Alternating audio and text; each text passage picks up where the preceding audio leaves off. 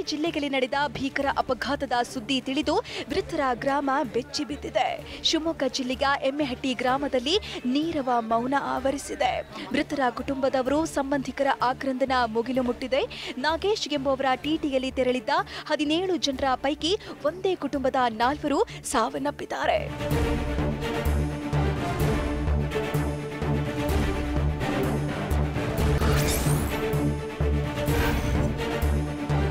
ಹಾವೇರಿ ಜಿಲ್ಲೆಯ ಬ್ಯಾಡಗಿಯ ಅಪಘಾತದಲ್ಲಿ ಮೃತಪಟ್ಟವರ ಕುಟುಂಬದವರಿಗೆ ತಲಾ 2 ಲಕ್ಷ ಪರಿಹಾರವನ್ನ ಸಿಎಂ ಘೋಷಿಸಿದ್ದಾರೆ. ನವದೆಹಲಿಯಲ್ಲಿ ಪರಿಹಾರ ಘೋಷಿಸಿ ಸಿಎಂ ಸಿದ್ದರಾಮಯ್ಯ ಆದೇಶಿಸಿದ್ದಾರೆ. ಇನ್ನು ಹಾವೇರಿ ಉಸ್ತುವಾರಿ ಸಚಿವ ಶಿವಾನಂದ ಪಾಟೀಲ್ ಮೃತರ ಕುಟುಂಬಕ್ಕೆ ವೈಯಕ್ತಿಕವಾಗಿ ತಲಾ 50,000 ರೂಪಾಯಿ ಪರಿಹಾರ ಘೋಷಿಸಿದ್ದಾರೆ.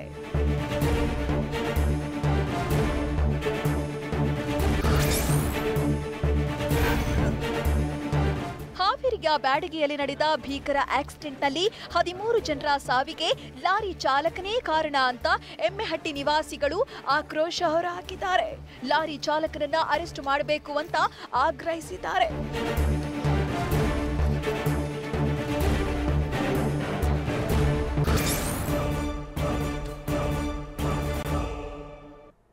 ಮಂಗಳೂರಿನಲ್ಲಿ ಮಳೆ ನಿಂತರೂ ಮಳೆಯ ಅವಾಂತರಗಳು ಮಾತ್ರ ನಿಂತಿಲ್ಲ. ಗುಡ್ಡ ಕುಸಿತದಿಂದಾಗಿ 6ಕ್ಕೂ ಹೆಚ್ಚು ಮನೆಗಳು ಕುಸಿಯೋ ಭೀತಿ ಶುರುವಾಗಿದೆ. ಇನ್ನು ಹೆದ್ದಾರಿ ಮೇಲೆ ಬೃಹತ್ ಮರ ಬಿದ್ದು ವಾಹನ ಸಂಚಾರಕ್ಕೆ ಅಡಚಣೆ ಉಂಟಾಗಿತ್ತು. ಇದೆಲ್ಲವನ್ನು ನೋಡೋಣ ವರುಣನ ಅಬ್ಬರ ನ್ಯೂಸ್ ಎಕ್ಸ್‌ಪ್ರೆಸ್‌ನಲ್ಲಿ.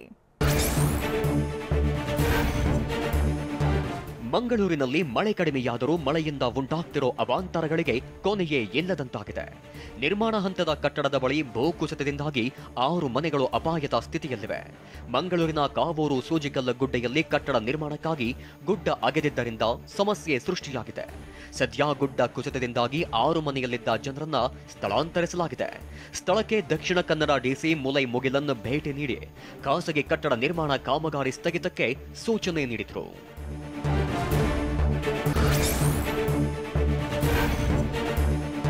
ಕೊಡಗು ಜಿಲ್ಲೆಯಲ್ಲಿ ಭಾರೀ ಮಳೆಯಿಂದ ಅವಾಂತರ ಸೃಷ್ಟಿಯಾಗಿದ್ದು ಮಡಿಕೇರಿ ತಾಲೂಕಿನ ದೋಣಿಕೊಡಬು ಗ್ರಾಮ ಜಲಾವೃತವಾಗಿದೆ.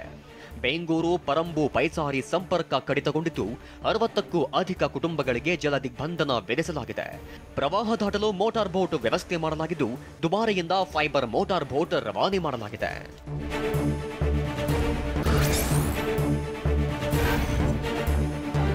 ಮಳೆ ಅಬ್ಬರಕ್ಕೆ ಬೃಹತ್ ಮರ ಧರೆಗುರುಳಿದೆ. ಚಿಕ್ಕಮಗಳೂರು ಜಿಲ್ಲೆ ಮೂಡಿಗೆರೆ ತಾಲೂಕಿನ ಸಂಪಿಗೆ ಖಾನ್ ಗ್ರಾಮದ ಬಳಿ ಭಾರೀ ಮಳೆ ಅಬ್ಬರಕ್ಕೆ ಹೆದ್ದಾರಿ ಮೇಲೆ ಬೃಹತ್ ಮರ ಬಿದ್ದಿದೆ.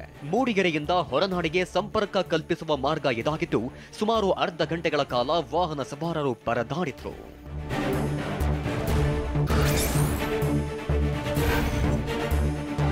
ದಕ್ಷಿಣ ಕನ್ನಡ ಜಿಲ್ಲೆಯಲ್ಲಿ ಭಾರೀ ಮಳೆಯಿಂದ ಅವಾಂತರಗಳೇ ಸೃಷ್ಟಿಯಾಗಿವೆ. ಧಾರಾಕಾರ ಮಳೆಯಿಂದ ಸೆವರಿನ್ ಪಿಂಟೋಗೆ ಸೇರಿದ ಮನೆ ಮೇಲೆ ಬೃಹತ್ ಕಾಂಕ್ರೀಟ್ ತಡೆಗೋಡೆ ಕುಸಿದು ಬಿದ್ದಿದೆ. ಅದೃಷ್ಟವಶಾತ್ ಮನೆಯಲ್ಲಿದ್ದ 4 ಪ್ರಾಣಾಪಾಯದಿಂದ ಪಾರಾಗಿದ್ದಾರೆ. ಮರವೂರು ಸಮೀಪದ ಆಂಥೋನಿ ಕಟ್ಟೆಯಲ್ಲಿ ಮತ್ತೆರಡು ಮನೆಗಳು ಅಪಾಯದ ಸ್ಥಿತಿಯಲ್ಲಿವೆ.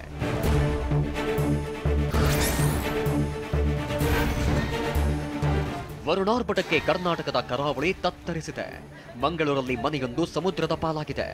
ಉಚ್ಚಿಲ ಬಟ್ಟಪಾಡಿಯಲ್ಲಿ ಮನೆ ಕಡಲು ಪಾಲಾಗಿದ್ದು ಮಳೆ ಬೀಳುವ ದೃಶ್ಯ ಮೊಬೈಲ್ನಲ್ಲಿ ಸೆರೆಯಾಗಿದೆ. ಸ್ಥಳೀಯ ನಿವಾಸಿಗಳನ್ನ ಜಿಲ್ಲಾಡಳಿತ ಬೇರೆಡೆ ಸ್ಥಳಾಂತರಿಸಿದೆ.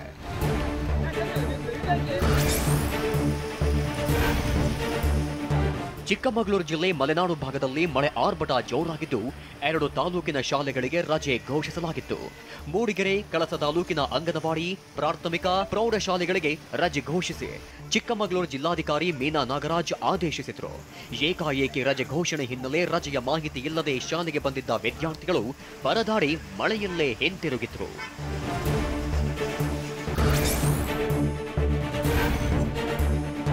ಕಾವೇರಿ ಜಲಾನಯನ ಪ್ರದೇಶದಲ್ಲಿ ಮಳೆ ಅಬ್ಬರಿಸಿ ಬೊಬ್ಬಿರಿಯುತ್ತಿತ್ತು.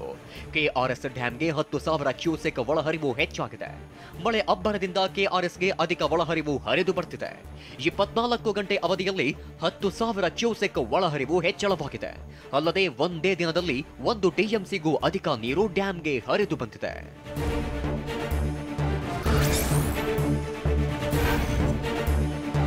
ಕೊಡಗಿನಲ್ಲಿ ಅಗ್ನಿವೀರ್ ಸೇನಾ ರ್ಯಾಲಿ ಮೇಲೂ ಮಳೆ ಪರಿಣಾಮ ಬೀರಿದೆ. ವರುಣಾರ್ಭಟಕ್ಕೆ ನಿನ್ನೆ ನಡೆಯಬೇಕಿದ್ದ ಸೇನಾ ರ್ಯಾಲಿ ಮುಂದೂಡಿಕೆಯಾಗಿತ್ತು. ಧಾರಾಕಾರ ಮಳೆಯಿಂದ ಜನರಲ್ ತಿಮ್ಮಯ್ಯ ಕ್ರೀಡಾಂಗಣ ಜಲಾವೃತಗೊಂಡಿದೆ.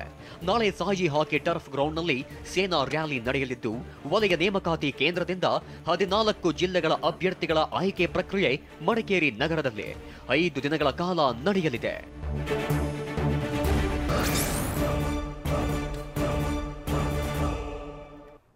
ರಾಷ್ಟ್ರ ರಾಜಧಾನಿ ದೆಹಲಿಯಲ್ಲಿ ಮಳೆಯ ಅಬ್ಬರ ಜೋರಾಗಿದ್ದು, ಏರ್ಪೋರ್ಟ್ ಟರ್ಮಿನಲ್ನಲ್ಲಿ ಓರ್ವ ಮೃತಪಟ್ಟರೆ ಏಮ್ಸ್ ಆವರಣ ಪೂರ್ತಿ ಜಲಾವೃತಗೊಂಡಿದೆ.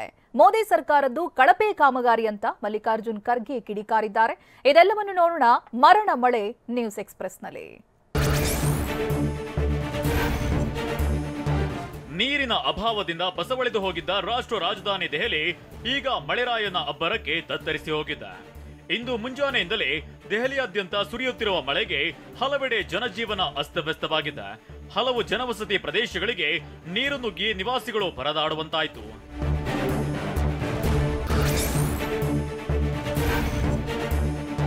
ಧಾರಾಕಾರ ಮಳೆ ಹಿನ್ನೆಲೆಯಲ್ಲಿ ದೆಹಲಿ ವಿಮಾನ ನಿಲ್ದಾಣದಲ್ಲಿ ವಿಮಾನಗಳ ಕಾರ್ಯಾಚರಣೆ ಸ್ಥಗಿತಗೊಳಿಸಲಾಗಿದೆ. ಪ್ರಯಾಣಿಕರಿಗೆ ಪ್ರತ್ಯೇಕ ವ್ಯವಸ್ಥೆ ಮಾಡಬೇಕು, ಇಲ್ಲವೇ ಹಣ ಹಿಂದಿರುಗಿಸಬೇಕೆಂದು ನಾಗರಿಕ ವಿಮಾನಯಾನ ಮಹಾನಿರ್ದೇಶನಾಲಯ ವಿಮಾನ ಸಂಸ್ಥೆಗಳಿಗೆ ಸೂಚನೆ ನೀಡಿದೆ.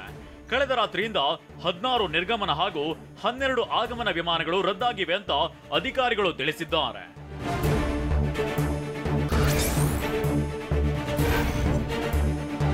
ದೆಹಲಿಯ ಸಫ್ದರ್ಜಂಗ್ ಏರ್ಪೋರ್ಟ್ಗೆ ನೀರು ನುಗ್ಗಿ ಅವಾಂತರ ಸೃಷ್ಟಿಯಾಗಿದೆ. ವಿಐಪಿ ವಿಮಾನಗಳ ಆಪರೇಷನ್ ನಡೆಯುವ ಸಫ್ದರ್ಜಂಗ್ ಏರ್ಪೋರ್ಟ್ ರನ್ವೇಗೂ ನೀರು ನುಗ್ಗಿರುವ ಮಾಹಿತಿ ಇದೆ. ಏರ್ಪೋರ್ಟ್ ಅಥಾರಿಟಿ ಆಫ್ ಇಂಡಿಯಾ ಕಚೇರಿಯ ಆವರಣವು ಜಲಾವೃತವಾಗಿದೆ. ನಾನೀಗ ಸಫ್ದರ್ಜಂಗ್ ಏರ್ಪೋರ್ಟ್ನ ಬಳಿ ಇದ್ದೇನೆ. ಏರ್ಪೋರ್ಟ್ನ ಆವರಣದಲ್ಲಿರ್ತಕ್ಕಂತಹ ಪ್ರದೇಶ ಕೂಡ ಸಂಪೂರ್ಣವಾಗಿ ನೀರಿನಿಂದ ಜಲಾವೃತ ಆಗಿರುವಂತಹದ್ದನ್ನು ನೋಡಬಹುದು.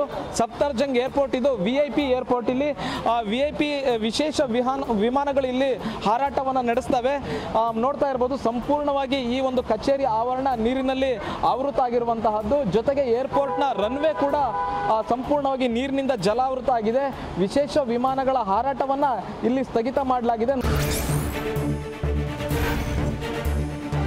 ದೆಹಲಿಯ ಕೆಲ ಪ್ರಮುಖ ರಸ್ತೆಗಳು ಮಳೆ ನೀರಿನಿಂದ ಹೊಳೆಯಂತಾಗಿದ್ದು, ವಾಹನ ಸವಾರರು ಪರದಾಡುವಂತಾಯಿತು. ಶಾಂತಿವನ, ISBT, ಸಲೀಂಘಡ, ನಿಗಂಬೋಧ್, ITO, ಬಂದ್ ಬೈರಾಗಿ, ದೌಲಾ ಕುವಾನ್ನ ರಸ್ತೆಗಳೆಲ್ಲ ಹೊಳೆಯಂತಾಗಿದ್ವು. ಹೊರವರ್ತುಲ ರಸ್ತೆಗಳಲ್ಲಿ ಸಂಚಾರ ಸಂಪೂರ್ಣ ಅಸ್ತವ್ಯಸ್ತಗೊಂಡಿತ್ತು. ಮಂಡಿ ಎತ್ತರ ನೀರು ನಿಂತಿದ್ರಿಂದ ವಾಹನ ಸವಾರರು ಪರದಾಡಿದ್ರು.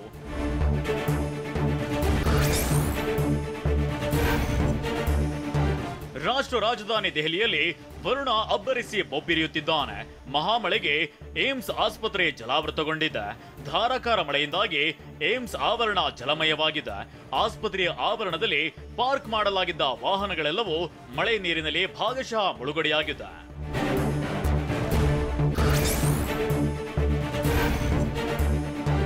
ದೆಹಲಿಯಲ್ಲಿ ರಾತ್ರಿ ಸುರಿದ ಧಾರಾಕಾರ ಮಳೆಯಿಂದ ಅವಾಂತರ ಸೃಷ್ಟಿಯಾಗಿದೆ. ದೆಹಲಿಯ ಲೋಧಿ ಎಸ್ಟೇಟ್ನಲ್ಲಿರುವ ಸಂಸದ ರಾಮ್ ಗೋಪಾಲ್ ಯಾದವ್ ನಿವಾಸಕ್ಕೆ ನೀರು ನುಗ್ಗಿದೆ.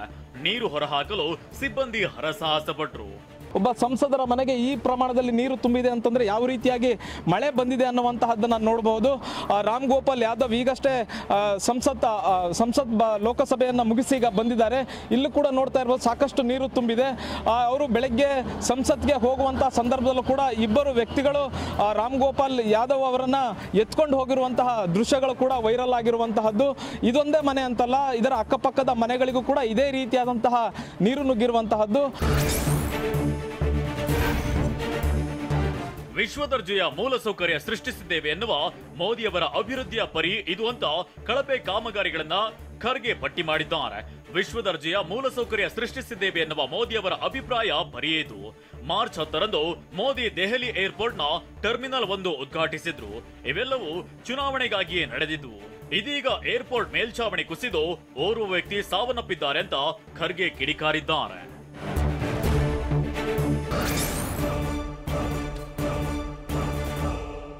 ಕಾಂಗ್ರೆಸ್ನಲ್ಲಿ ಹೆಚ್ಚುವರಿ ಸಿಎಂಗಾಗಿ ಹಗ್ಗ ಜಗ್ಗಾಟ ಶುರುವಾಗಿದೆ. ಹೆಚ್ಚುವರಿ ಸಿಎಂ ಕೇಳೋದ್ರಲ್ಲಿ ತಪ್ಪೇನಿದೆ ಅಂತ ಕೆಎನ್ ರಾಜಣ್ಣ ಮತ್ತೆ ಬಾಂಬ್ ಸಿಡಿಸಿದ್ದಾರೆ.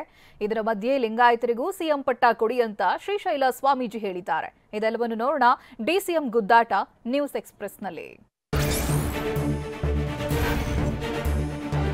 ಹೆಚ್ಚುವರಿ ಡಿಸಿಎಂ ಕೇಳೋದ್ರಲ್ಲಿ ತಪ್ಪೇನಿದೆ ಅಂತ ಕೆಎನ್ ರಾಜಣ್ಣ ಪ್ರಶ್ನಿಸಿದ್ದಾರೆ. ತುಮಕೂರಿನಲ್ಲಿ ಮಾತನಾಡಿದ ರಾಜಣ್ಣ, ಅಂತಿಮವಾಗಿ ನಿರ್ಣಯ ಮಾಡೋದು ಕಾಂಗ್ರೆಸ್ನ ಹೈಕಮಾಂಡ್. ಹೆಚ್ಚುವರಿ ಡಿಸಿಎಂ ಕೇಳದಿದ್ರೆ ಹೈಕಮಾಂಡ್ ಗಮನಕ್ಕೆ ಹೇಗೆ ಹೋಗುತ್ತೆ? ಅಂತಿಮವಾಗಿ ಹೈಕಮಾಂಡ್ ತೀರ್ಮಾನಕ್ಕೆ ನಾವು ಬದ್ಧರಾಗಿರ್ತೇವೆ. ಹೀಗಾಗಿ ಡಿಸಿಎಂ ಹುದ್ದೆಗಾಗಿ ಫೈಟ್ ಮಾಡೋದ್ರಲ್ಲಿ ಯಾವುದೇ ತಪ್ಪಿಲ್ಲ ಅಂತ ಹೇಳಿದ್ದಾರೆ. ಡಿಸಿಎಂ ವಿಚಾರ ಏನಾದ್ರಲ್ಲಿ ತಪ್ಪೇನಪ್ಪ ಇದೆ ಕೇಳಿದ್ರೆ ತಪ್ಪೇನಿಲ್ಲ. ನಾವೇನು ಅಂತಿಮವಾಗಿ ನಿರ್ಣಯ ಮಾಡೋದು ಕಾಂಗ್ರೆಸ್ ಪಕ್ಷದಲ್ಲಿ ಹೈಕಮಾಂಡ್ನವ್ರು ಮಾಡೋದು. ನಾವು ಕೇಳ್ದೇನೆ ಇದ್ರೆ ಅವ್ರ ಗಮನಕ್ಕೆ ಏನು ಹೋಗ್ತದೆ? ನಾವು ಕೇಳಿದೀವಿ. ಡಿಸಿಎಂ ಡಿಕೆಗೆ ಸಿಎಂ ಸ್ಥಾನ ಬಿಟ್ಟುಕೊಡುವಂತೆ ಒಕ್ಕಲಿಗ ಸ್ವಾಮೀಜಿ ಹೇಳಿಕೆಗೆ ಸಚಿವ ಕೆ ವೆಂಕಟೇಶ್ ಕಿಡಿಕಾರಿದ್ದಾರೆ. ರಾಯಚೂರಿನಲ್ಲಿ ಮಾತನಾಡಿದ ಸಚಿವ, ಸ್ವಾಮೀಜಿಗಳಿಗೂ ರಾಜಕೀಯಕ್ಕೂ ಸಂಬಂಧವಿಲ್ಲ. ಅವರು ತಿಳುವಳಿಕೆ ಇದ್ದು ಮಾತನಾಡಿದ್ದಾರೋ ತಿಳುವಳಿಕೆ ಇಲ್ಲದೆ ಮಾತನಾಡಿದ್ದಾರೋ ಗೊತ್ತಿಲ್ಲ. ಅವರ್ಯಾಕೆ ರಾಜಕೀಯ ಮಾತನಾಡ್ತಾರೆ ಗೊತ್ತಿಲ್ಲ. ತಪ್ಪದು, ದ್ಯಾಟ್ಸ್ ನಾಟ್ ಕರೆಕ್ಟ್ ಅಂತ ವ್ಯಂಗ್ಯವಾಡಿದ್ದಾರೆ. ಸ್ವಾಮಿಗಳಿಗೂ ರಾಜಕೀಯಕ್ಕೂ ಸಂಬಂಧ ಇದೆ. ಏನು ಅವರು ತಿಳುವಳಿಕೆ ಇದ್ದು ಮಾತಾಡಿದಾರೋ ತಿಳುವಳಿಕೆ ಇಲ್ಲದೆ ಮಾತಾಡಿದಾರೋ ಗೊತ್ತಿಲ್ಲ. ಅವ್ರು ಯಾಕೆ ರಾಜಕೀಯ ಮಾತಾಡ್ತಾರೆ ಅಂತ ಗೊತ್ತಿಲ್ಲ. ತಪ್ಪು, ದಟ್ಸ್ ನಾಟ್ ಕರೆಕ್ಟ್.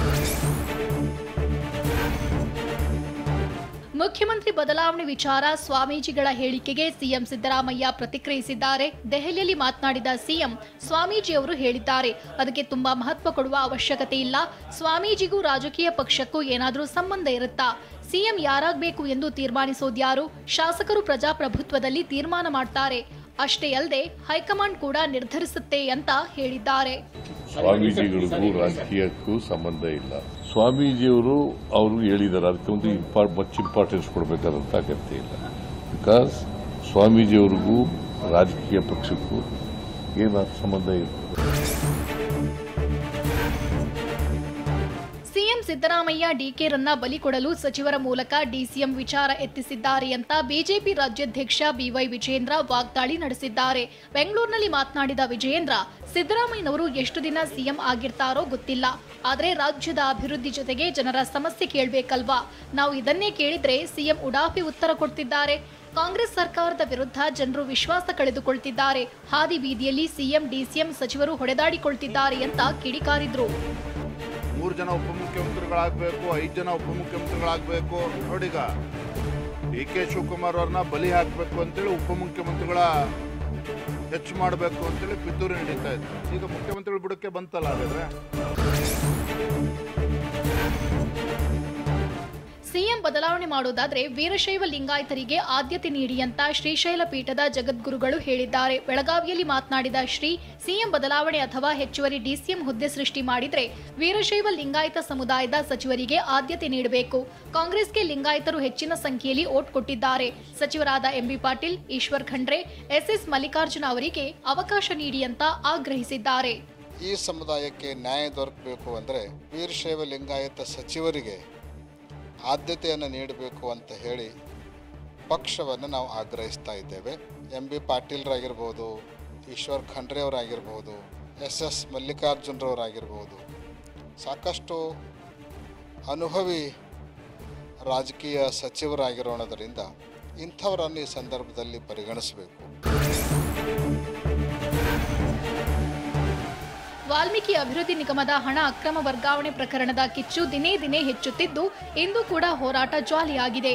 ಸಿಎಂ ರಾಜೀನಾಮೆಗೆ ಆಗ್ರಹಿಸಿ ರಾಜ್ಯಾದ್ಯಂತ ಬಿಜೆಪಿ ಪ್ರತಿಭಟನೆ ನಡೆಸಲಾಯಿತು. ಬೆಂಗಳೂರು, ಮೈಸೂರು, ಮಂಗಳೂರು, ಬೆಳಗಾವಿ, ಶಿವಮೊಗ್ಗ, ಧಾರವಾಡ, ಹುಬ್ಬಳ್ಳಿ, ಚಿಕ್ಕಮಗಳೂರು, ಹಾಸನ, ಯಾದಗಿರಿಯಲ್ಲಿ ಬಿಜೆಪಿ ಕಾರ್ಯಕರ್ತರು ಪ್ರತಿಭಟನೆ ನಡೆಸಿದರು.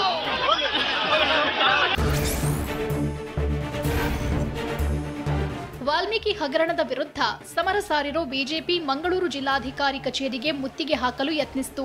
ನೂರಾರು ಸಂಖ್ಯೆಯಲ್ಲಿ ಜಮಾಯಿಸಿದ್ದ ಬಿಜೆಪಿ ಕಾರ್ಯಕರ್ತರು ಮೆರವಣಿಗೆ ಮೂಲಕ ತೆರಳುತ್ತಿದ್ರು. ಈ ವೇಳೆ ಪೊಲೀಸರು ಅಡ್ಡಗಟ್ಟಿದ್ರಿಂದ ಇಬ್ಬರ ಮಧ್ಯೆ ತಳ್ಳಾಟ ನೂಕಾಟ ನಡೆಯಿತು. ಬ್ಯಾರಿಕೇಡ್ ತಳ್ಳಾಡಿ ನುಗ್ಗಿದ ಪ್ರತಿಭಟನಾಕಾರರು ಜಿಲ್ಲಾಧಿಕಾರಿ ಕಚೇರಿಗೆ ಮುತ್ತಿಗೆ ಹಾಕಲು ಯತ್ನಿಸಿದರು.